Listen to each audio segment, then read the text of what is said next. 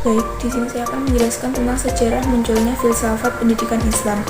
Awal mula ilmu-ilmu datang dari luar, teristimewa ilmu pengetahuan dari Yunani. Baru terjadi pada masa-masa Abbasiyah. Sedangkan ilmu yang dinamakan filsafat baru muncul pada masa tenggang waktu setelah abad sesudah itu.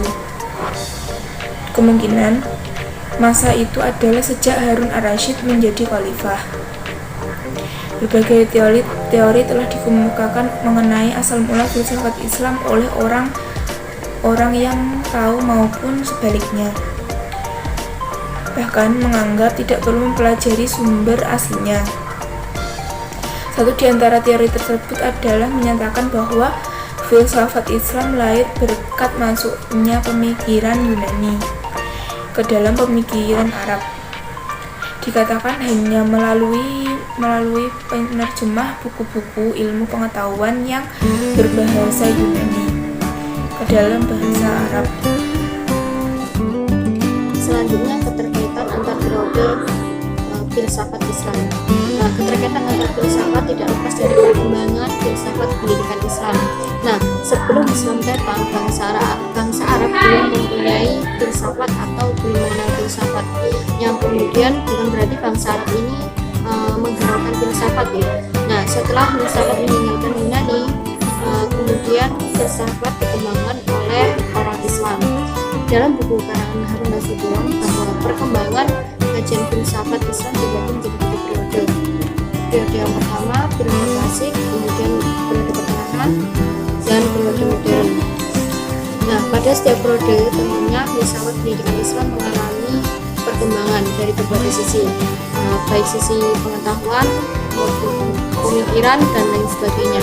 Nah, sebagai pendekatan antar periode filsafat pendidikan Islam ini memiliki pedoman yang digunakan untuk berfilsafat, yakni Al-Quran dan Al-Hadis.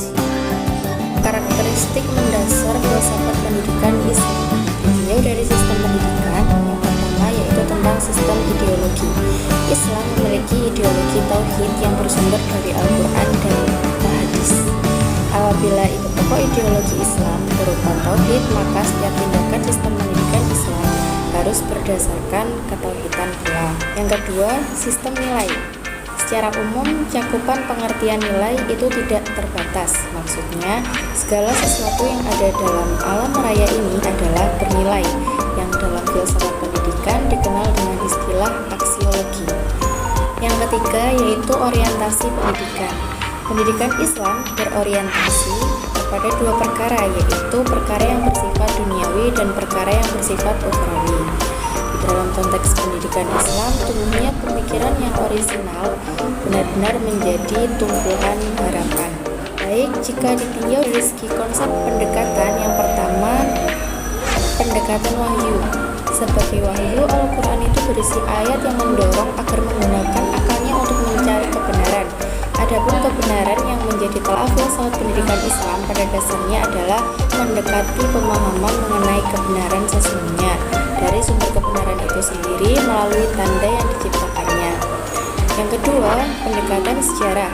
Pendekatan ini digunakan untuk mengkaji hasil pemikiran ulama Islam di masa lalu dalam hubungannya dengan